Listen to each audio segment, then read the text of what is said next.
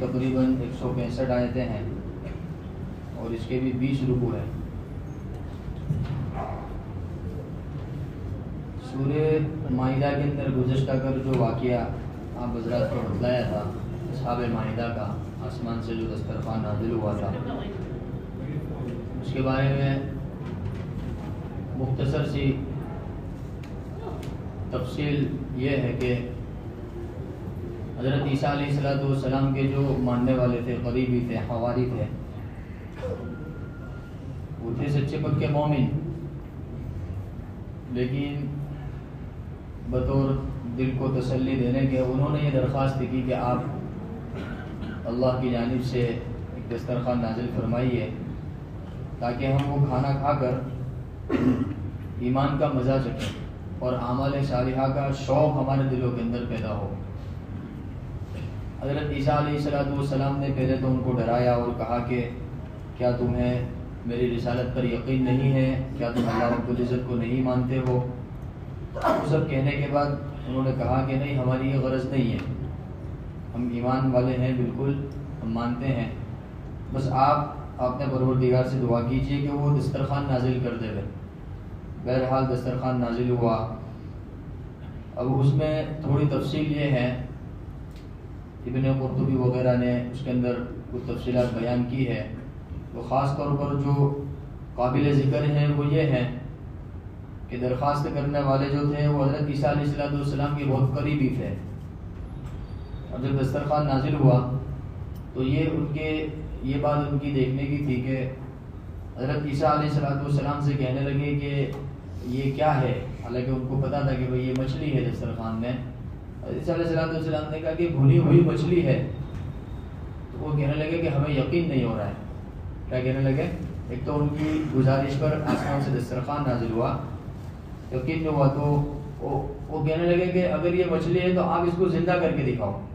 حضرت عیسیٰ علیہ السلام اب ایک اور نشانی مانگ رہے ہو تم، ایک تو تمہارے لیے اللہ پاک سے دعا کر کے دسترخوان نازل کروایا، اور اب تم کہہ رہے ہو کہ مچھلی کو زندہ کر کے بتاؤ۔ حضرت عیسیٰ علیہ السلام نے کہا ٹھیک ہے۔ حضرت عیسیٰ علیہ السلام نے اللہ کے حکم سے مچھلی کی طرف اشارہ کیا، مچھلی زندہ ہو گئی، جو بھنی ہوئی مچھلی تھی وہ زندہ ہو گئی، اور باقاعدہ وہ زبان پھیرنے لگی اور آنکھوں کے اندر اس کی چمک آنے لگی۔ انہوں نے اپنی آنکھوں سے دیکھا کہ ہاں بھئی یہ مچھلی ہے۔ پھر حضرت عیسیٰ علیہ السلام نے کہا کہ تو اپنی اصلی حالت پر لوٹ جا، یعنی جیسے بھنی ہوئی تھی ایسی ہو جا، مچھلی ویسی ہو گئی۔ اب اس دسترخوان کے اندر اللہ رب العزت نے ہر طرح کی سبزی بھی نازل فرمائی تھی، بھنی ہوئی مچھلی تھی، بھنی ہوئی مچھلی کی چاروں طرف جو تھی وہ سبزی تھی، اور وہ جو دسترخوان آسمان سے نازل ہوا تھا وہ بہت حفاظت کے ساتھ نازل ہوا تھا۔ بعض تفسیر میں یہ لکھا ہے کہ وہ دسترخوان جنت سے نہیں آیا تھا، بلکہ ہوا کے اندر ہی اللہ رب العزت نے حکم دیا اذا اراد شیئا ان یقول له کن فیکون، تو اللہ رب العزت کا امر کن یہ ہوا، اور وہ ہوائی کے اندر ایک مچھلی وجود میں آئی۔ یہ اللہ رب العزت تو ہر چیز پر قدرت رکھتا ہے، اللہ کے لیے کوئی مشکل بات نہیں ہے۔ تو دیکھا کہ ایک دسترخوان ہے، اس کے اوپر ایک مچھلی ہو گئی خود بخود، اور چاروں طرف اس کے سبزیاں آ گئی، یعنی کائنات میں جتنی بھی سبزیاں تھیں سب اس کے اندر آ گئی، سوائے ان سبزیوں کے جن میں بدبو ہوتی ہے، جیسے لہسن ہے، پیاز ہے وغیرہ وغیرہ، یہ سبزیاں نہیں تھی۔ اس کے علاوہ سب سبزیاں اس کے اوپر کیا تھی؟ موجود تھی، اور روٹیاں بھی موجود تھی، اور روٹیوں کے ساتھ زعفران بھی موجود تھا، اور ایسے ہی زیتون بھی موجود تھا۔ اللہ کے نبی کو زیتون بڑا پسند تھا، وہ زیتون اس کے اندر موجود تھا۔ زیتون کی قسم بھی اللہ رب العزت نے والتینی والزیتون، زیتون کا تذکرہ ہے قرآن پاک میں، وہ زیتون بھی اس کے اندر موجود تھا، شہد بھی اس کے اندر موجود تھا، اور مچھلی کے سرحانے سرکہ رکھا ہوا تھا۔ سرکہ اللہ کے نبی صلی اللہ علیہ وسلم کو بڑا پسند تھا۔ عائشہ فرماتی ہیں کہ اللہ کے نبی صلی اللہ علیہ وسلم کے سالنوں میں سب سے بہترین سالن سرکہ ہوا کرتا تھا۔ سرکہ تو ہمارے درمیان سے تقریباً غائب ہی ہو گیا ہے۔ چھوٹے بچوں کو پوچھا جائے کہ بھائی سرکہ کس کو کہتے، تو ان کو بیچاروں کو معلوم ہی نہیں ہے کہ سرکہ کون سی بلا ہے، حالانکہ اللہ کے نبی صلی اللہ علیہ وسلم کو بڑی محبوب تھی یہ غذا۔ بہرحال تو وہ جو آسمان سے دسترخوان نازل ہوا تھا اس میں جو غذائیں تھیں اس میں ایک خاص طور پر غذا کون سی تھی؟ سرکہ کا، سرکہ بھی اس کے اندر موجود تھا۔ تو وہ لال بادلوں کے درمیان میں، ایک بادل اوپر تھا ایک بادل نیچے تھا، اور درمیان میں وہ دسترخوان تھا، حفاظت کے ساتھ لایا گیا تھا وہ دسترخوان۔ حضرت عیسیٰ علیہ السلام نے دسترخوان کا استقبال کیا۔ جب دسترخوان سامنے آیا تو اب اس کو اٹھانے کی ضرورت تھی نا، تو حضرت عیسیٰ علیہ السلام نے کہا تم نے درخواست کی تھی، اب اس کو کھولو۔ تو وہ کہنے لگے کہ ہم نہ بولے، تم کھولو، پتہ نہیں کیا چیز ہے، پتہ نہیں کیا چیز ہے، بس تم کھولو۔ حضرت علیہ الصلوۃ والسلام نے کہا استغفر اللہ، تمہارے کہنے پر دسترخوان نازل کیا گیا اور تم اس کو کھولنے کے لیے تیار نہیں ہو۔ وہ ضد پر گئے کہ نہیں ہم تو نہیں کھول سکتے، پتہ نہیں کیا ہو اس میں، آپ ہی کھولو۔ حضرت علیہ الصلوۃ والسلام اپنے حجرے میں گئے، 2 رکعت نماز پڑھی، اللہ رب العزت کے حاضر میں شکر ادا کیا کہ اللہ تیرا احسان ہے کہ تو نے دسترخوان نازل فرمایا، اور پھر اس کے بعد دسترخوان اٹھایا، انہوں نے کھولا اس کو گویا کہ، اور پھر جو چیز اس کے اندر تھی تو پہلے حضرت عیسیٰ علیہ الصلوۃ والسلام نے کہا بھائی جس نے درخواست کی تھی آوے اور تناول فرماوے، اس کو کھائے، تو منع کیا کہ پہلے آپ کھاؤ، پتہ نہیں یہ کیا ہے، تو حضرت عیسیٰ علیہ الصلوۃ والسلام نے اس کو زندہ کر کے بتایا کہ بھئی یہ مچھلی ہی ہے۔ پھر وہ اپنی اصلی حالت پر لوٹ گئی، پھر بھی وہ کھانے کے لیے تیار نہ ہوئے، ان کی خواہش کے مطابق دسترخوان نازل ہوا لیکن کھانے کے لیے تیار نہیں ہوئے۔ حضرت عیسیٰ علیہ الصلوۃ والسلام نے ان سے کئی مرتبہ کہا، جب انہوں نے نہیں کھایا تو حضرت عیسیٰ علیہ الصلوۃ والسلام نے اپنی قوم کے جو اپاہج اور جو بیمار قسم کے لوگ تھے، غریب قسم کے لوگ تھے، ان کو دعوت دی اور ان کو بلایا کہ تم آ جاؤ اور تم کھاؤ۔ تو ایسے قریباً 1300 اپاہج لوگوں نے اس میں سے کھایا، بیمار تھے، اپاہج تھے، کمزور تھے، لاچار تھے، غریب تھے، اور اس مچھلی کی خاصیت یہ تھی کہ جو کھاتا تھا اس کی جو تکلیف ہوتی تھی وہ دور ہو جاتی تھی۔ اگر کوئی اپاہج ہوتا تھا وہ تندرست ہو جاتا تھا، کوئی کبڑا ہوتا تھا وہ تندرست ہو جاتا تھا، کوئی غریب ہوتا تھا تو وہ مالدار ہو جاتا تھا، جس کے پاس گھر نہیں تھا اس کے پاس گھر آ جاتا تھا، اس کی یہ خاصیت تھی۔ تو جو وہ خواہش کرنے والے حواری تھے وہ دیکھ کر حیران اور شتر رہ گئے کہ یار ہم نے کیوں نہ کھا لی۔ حضرت عیسیٰ علیہ الصلوۃ والسلام نے تو ان سے کہا تھا، اب حضرت عیسیٰ علیہ السلام نے فرمایا کہ اب افسوس کرنے سے کوئی مطلب نہیں ہے۔ بہرحال اب یہ جو حواری تھے، اب یہ جو منظر دیکھ رہے تھے نا، یہ منظر یہودی بھی دیکھ رہے تھے۔ یہودی جو تھے وہ حضرت موسیٰ علیہ السلام کے فالوور تھے، حضرت عیسیٰ کو مانتے نہیں تھے۔ اب وہ بھی یہ منظر دیکھ رہے تھے کہ یار جو غریب قسم کے لوگ ہیں، جو اپاہج قسم کے لوگ ہیں، جو ہمارے درمیان کمزور قسم کے لوگ ہیں، وہ طاقتور ہو گئے مچھلی کھا کر کے، ہم بھی کیوں نہ کھا لیں۔ تو وہ یہودی بھی کیا کرنے لگے، اس کے اندر حرص اور طمع کرنے لگے، لیکن اب چونکہ وہ تو حضرت عیسیٰ علیہ السلام کو ماننے والے نہیں تھے تو ان کی انا تھی، وہ آ نہیں سکتے تھے یہاں پر، وہ نہیں آئے، ایسے ہی چلے گئے۔ اب یہ جو حواری تھے جنہوں نے حضرت عیسیٰ علیہ السلام کے کہنے پر اس وقت نہیں کھایا، تو اس وقت تو ان کو کھانے کا موقع نہیں ملا، اس وقت دسترخوان اٹھا لیا گیا۔ حضرت عیسیٰ علیہ السلام نے کہا اب اگر میرے رب کی مرضی ہوئی تو آئندہ کے لیے دسترخوان نازل ہوگا۔ تو آئندہ کل کے انتظار میں وہ لوگ رات کو سوئے بھی نہیں، بالکل پوری رات جاگتے رہے کہ اب دسترخوان آئے گا، تب دسترخوان آئے گا۔ تو دیکھا کہ اشراق کے وقت دسترخوان آسمان سے کیا ہوا، دوبارہ نازل ہوا، تو سب پہلے سے ہی جمع ہو گئے تھے۔ اب جو حضرت عیسیٰ علیہ السلام کو نہیں ماننے والے تھے وہ بھی آ گئے، اور حضرت عیسیٰ علیہ السلام کا کلمہ پڑھنے لگے کہ بھئی آپ واقعی طور پر سچے پکے رسول ہو اور سچے پکے نبی ہو۔ پھر کھانے لگے وہ دسترخوان میں سے، اب یہودی بھی کھانے لگے، حواری بھی کھانے لگے، سب کھانے لگے۔ اب سب ٹوٹ پڑے، جس کو دیکھو وہ ادھر دسترخوان پہ، جس کو دیکھو جب دسترخوان پہ۔ تو پھر حضرت عیسیٰ علیہ السلام نے باری مقرر کر دی کہ بھئی ایسے تھوڑی چلے گا، تو پورا دن اسی کے اندر گزر جائے گا۔ ترتیب بنائی کہ بھئی دن کے فلاں حصے میں یہ لوگ کھائیں گے، دن کے فلاں حصے میں یہ لوگ کھائیں گے، دن کے فلاں حصے میں یہ لوگ کھائیں گے، اور پھر یہ بھی شرط لگا دی کہ کوئی جمع کر کے نہیں رکھے گا، جیسے گزشتہ کل تفسیر کے اندر یہ بات آئی تھی۔ اب اس کے اندر کیا ہوا کہ جو طاقتور قسم کے لوگ تھے انہوں نے دھام جمانا شروع کر دی، اور انہوں نے اپنی وہ جمانا شروع کر دی کہ بھائی یہ اس پر تو ہمارا حق ہے، ہماری فرمائش میں دسترخوان نازل ہوا تھا، تم کون ہو یہاں آنے ہو۔ تو اب غریبوں اور ضرورت مندوں کو کیا کرنے لگے، وہ جیسے جیسے لوگوں کو پتا چلتا تھا وہ لوگ آتے جاتے تھے، وہ ان کو بھگا دیتے تھے۔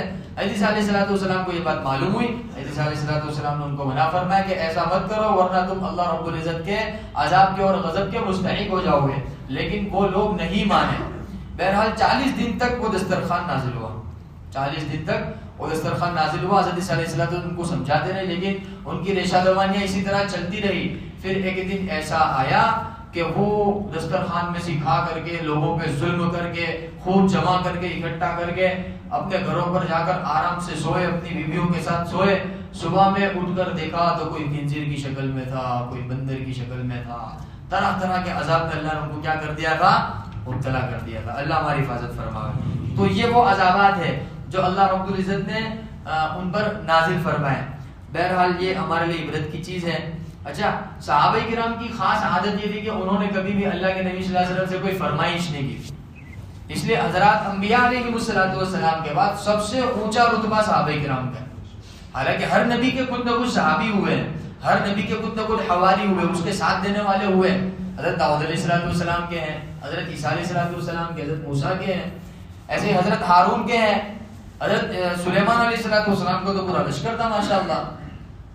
تو ہر نبی کے کچھ نہ کچھ ساتھی اور ان کے فالوور ہوئے ہیں، لیکن اللہ کے نبی صلی اللہ علیہ وسلم کے جو صحابہ تھے ان کی شان نرالی، ان کی بات الگ ہے.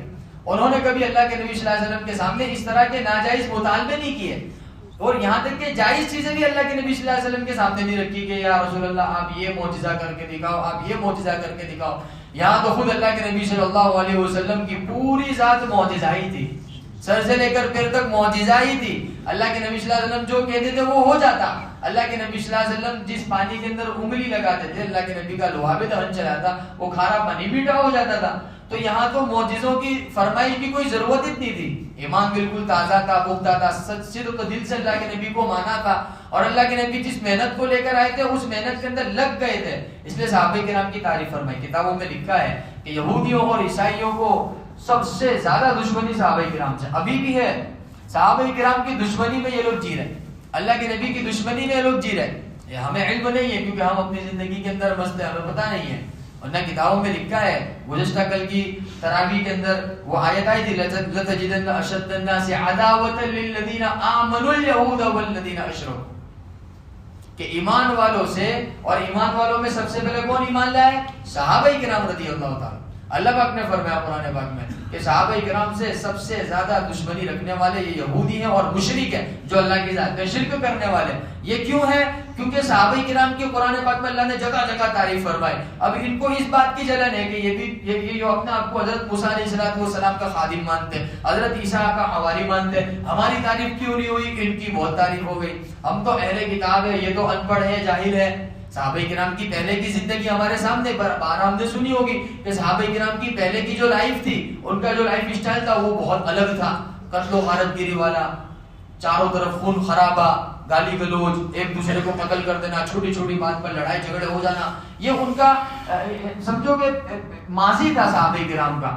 تو وہ یوں کہتے تھے کہ یار اتنی جہالت والی قوم یہ ایمان لے آئے تو کیا ان کی تعریف ہے قرآن پاک کرنے لگے گا، اور ہم تو کیا ہے کہ پیدائشی نبیوں کے خاندان میں سے. اب ان کا ایٹیٹیوڈ تھا کہ نبیوں کے خاندان میں سے ہماری تعریف تو کہیں قرآن پاک میں ہوئی نہیں ہے. تو وہ اور دشمنی پر اتر آئے. تو اللہ پاک نے آیت نازل فرمائی لَتَجِدَنَّ أَشَدَّ النَّاسِ عَدَاوَةً لِلَّذِينَ آمَنُوا الْيَهُودَ وَالَّذِينَ أَشْرَكُوا، کہ جو لوگ اللہ کی ذات میں شرک کرتے ہیں وہ ایمان والوں کے سب سے بڑے دشمن ہیں. یہ قرآن پاک کہہ رہا ہے. اب بتاؤ کسی کا کوئی خیال ہے کہ وہاں سے کچھ ہمدردی کا یا کچھ وہاں سے کچھ اچھائی کا موقع ہو جائے؟ ہے کسی کا تصور؟ قرآن پاک نے کہہ دیا وہ فائنل ہے. قرآن پاک نے کہہ دیا کہ یہودی اور مشرک یہ ایمان والوں کے سب سے بڑے دشمن ہیں. فائنل ہے، وہ دشمن ہے وہ ہے. اللہ تعالیٰ ہمیں صحیح سمجھ عطا فرمائے. بہرحال صحابہ کرام کی جو بات تھی وہ الگ تھی، صحابہ کرام کی جو شان تھی وہ نرالی تھی. صحابہ کرام کا جو رتبہ تھا بہت بلند والا تھا. وہ اللہ رب العزت کے جتنے بھی انبیاء ہیں، انبیاء کے بعد سب سے بڑا رتبہ رکھنے والے کون ہیں؟ اللہ کی مخلوق میں صحابہ کرام کی مقدس جماعت ہے. بہرحال سورہ مائدہ کے بعد اللہ رب العزت نے سورہ انعام کا تذکرہ فرمایا. سورہ انعام کے اندر دو باتیں بہت زیادہ خاص ہیں. ایک بات تو سورہ انعام کا جو شروع والا حصہ ہے جس کے اندر اللہ رب العزت نے اپنی تعریف بیان فرمائی، الحمدللہ الذی خلق السماوات. اللہ رب العزت نے اپنی خلقت کو بیان فرمایا کہ اللہ کو اپنی تعریف بہت پسند ہے. اللہ کو اپنی تعریف بہت پسند ہے. اس لیے علماء نے لکھا ہے کہ جب بھی اللہ پاک سے دعا مانگو، دعا میں سب سے پہلے اللہ کی تعریف کرو. کیا کرو؟ سب سے پہلے اللہ کی تعریف کرو. ایک اللہ والے فرماتے ہیں کہ اللہ کی تعریف اتنی کرو جیسے دنیا والے بادشاہ کے دربار میں جا کر بادشاہ کی تعریف کرتے ہیں. کیوں کرتے؟ تاکہ بادشاہ ان کے اوپر خزانے لٹاوے. تو جب تک بادشاہ خوش نہیں ہو جاتا وہاں تک کیا کرتے رہتے؟ وہ اس کی تعریف کرتے رہتے. جب بادشاہ بالکل پھولے نہ سمائے، بالکل خوش ہو جاتا ہے، پھر ان کے اوپر کیا کرتا ہے؟ خزانوں کی بارش کرتا ہے، تو پھر وہ خوش ہو جاتے ہیں. تو اس سے کہیں زیادہ کہ اللہ کی تعریف کرنی چاہیے. اتنی تعریف کرنی چاہیے اللہ کی کہ بس اللہ رب العزت تو ہمارے حالات جانتے ہیں، اللہ رب العزت تو ہماری کیا ضرورت ہے ہم سے زیادہ اللہ رب العزت جانتے ہیں. اپنی ضروریات اللہ کے سامنے پیش کرنے سے پہلے کیا کرنی چاہیے؟ اللہ کی تعریف خوب بیان کرنی چاہیے. اس کے ضمن میں حضرت محمد پالن حقانی صاحب، شاید آپ لوگوں نے دیکھا بھی ہوگا، آپ میں جو بڑی عمر والے ہیں، انہوں نے ایک واقعہ بھی لکھا ہے، ایک لطیفہ لکھا ہے. بادشاہوں کے دربار میں تعریف کرنے کا ایک لطیفہ انہوں نے لکھا اس کے ضمن میں. مختصر یہ ہے کہ ایک بادشاہ کا دربار لگا ہوا تھا اور دربار کے اندر کیا ہے کہ وہ سج دھج کر آتا تھا. تو دربار میں آنے سے پہلے وہ اپنے حمام کے اندر سجنے کے لیے سنورنے کے لیے گیا. اس نے دیکھا کہ حمام کے اندر ایک کالے رنگ کا بیر پڑا ہوا ہے, بیر. اس نے اٹھا کر اس کو کھا لیا. اس کو بڑا اچھا لگا, چاروں طرف دیکھا کوئی دیکھتا نہیں ہے اور اس کو کھا لیا. اور پھر وہ دربار میں آ گیا, سج دھج کر سنور کر دربار میں آ گیا. اب دربار کے اندر سب شعر پڑھنے والے لوگ تھے, ناچنے والے لوگ تھے. ایسی ناچنے والی اور گانے والیاں عورتیں بھی آئی ہوئی تھی دیہات وغیرہ سے. تو وہ آئی اور وہ اپنا گانا شروع کرنے لگی بادشاہ کے سامنے. اب ان کا گانا تھا راجا جی میں تو کہہ دوں گی, یہ اس کا گانا تھا, یہ اس کا پیٹرن تھا. حضرت پالا نکانی صاحب نے یہ جملہ لکھا ہے کہ راجا جی میں تو کہہ دوں گی. بادشاہ چوکنا ہو گیا, یار یہ کیا بات ہوئی, میں نے تو حمام کے اندر وہ کھایا تھا بیر, اب یہ کسے پتا چل گیا اور یہ کہہ رہی ہے کہ راجا جی میں تو کہہ دوں گی. اب بادشاہ نے کہا کہ بھائی ان کو انعام دیا جائے. ان کو کیا دیا جائے؟ انعام دیا جائے. اب وہ کیا سمجھ رہی ہے کہ بادشاہ کو ہماری تعریف پسند آئی, تو بادشاہ ہم کو کیا دے رہا ہے؟ انعام دے رہا ہے. اور وہ دوسری مرتبہ اور زور سے کہنے لگی راجا جی میں تو کہہ دوں گی, راجا جی میں تو کہہ. تو اور بادشاہ نے انعامات ان کے اوپر اور یہ کہ وزیر سے کہ ان کو اور انعام دو تاکہ یہ جلد سے جلد یہاں سے کیا ہو جاوے, روانہ ہو جاوے, دفع ہو جاوے. تو پھر تیسری مرتبہ ان کو اور جوش آیا, کہا کہ بھائی بادشاہ کو تو ہمارا گانا بہت زیادہ پسند آ رہا ہے. تو اور زیادہ وہ زور سے کہنے لگی راجا جی میں تو کہہ دوں گی, راجا جی میں تو کہہ دوں گی. بادشاہ کو آیا غصہ, بادشاہ نے زور سے کہہ دیا ہاں کہہ دینا کہ میں نے حمام میں بیر کھایا تھا, لالچ کی بات ہے. تو حضرت پالا نکانی صاحب نے اس کے ضمن میں یہ واقعہ لکھا ہے اور کہا ہے کہ دیکھو لوگ دنیا کے بادشاہوں کی تعریف کر کر کے کس طریقے سے پیسے بٹورتے ہیں, تو کیا ہم احکم الحاکمین کی تعریف نہیں کر سکتے ہیں؟ تو بہرحال سورہ انعام کے شروع میں اللہ نے اپنی تعریف کی ہے اور سورہ انعام کے بالکل آخر میں جو تراجی کے بالکل آخر میں پڑھا گیا وہ یوں سمجھیے کہ پورے دین کا خلاصہ ہے اور اخلاص حاصل کرنے کا بہترین عمل ہے. وہ حضرت ابراہیم علیہ السلام کی دعا ہے, ہمارا نبی کی دعا ہے, قربانی کی دعا, نماز کی دعا, دین اسلام کے جتنے بھی احکامات ہیں تمام احکامات کے اندر اگر کوئی بندہ یہ چاہتا ہے کہ اخلاص پیدا کر لے تو اس کو چاہیے کہ وہ اس دعا کا اہتمام کرے. اور وہ دعا کیا ہے؟ قل ان صلاتی ونسکی ومحیای ومماتی للہ رب العالمین. سب کو یاد ہونی چاہیے, پڑھو قل ان صلاتی ونسکی ومحیای ومماتی للہ رب العالمین. اس میں 4 چیزیں ہیں. ان صلاتی میری نماز, ونسکی میری قربانی. اب قربانی کے اندر سب آ گیا, قربانی کے اندر جان قربانی, مال قربانی, بدن قربانی, جو بھی ہم اللہ کے راستے میں خرچ کرتے ہیں وہ سب اس کے اندر ہے. ومحیای اور میری زندگی, ومماتی اور میرا مرنا, سب آ گیا نا اس کے اندر.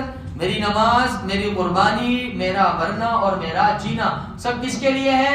اللہ کے لیے. علماء نے لکھا ہے کہ جو بندہ روزانہ 21 مرتبہ اس دعا کے پڑھنے کا اہتمام کرے گا, اللہ رب العزت مرنے سے پہلے اس کو نماز کا مزہ چکھائے گا اور عبادت کا لطف اس کو نصیب ہوگا اور وہ ہر کام کو کس کے لیے کرنے والا بن جائے گا؟ اللہ کے لیے. یہ بہت بڑی دولت ہے. اخلاص کیا ہے؟ بہت بڑی دولت ہے. ہمارے دعوت و تبلیغ کے 6 نمبر کے اندر 6 صفات کے اندر 5ویں نمبر کی صفت ہے اخلاص اور للہیت. ہر کام کو کس کے لیے کرنا؟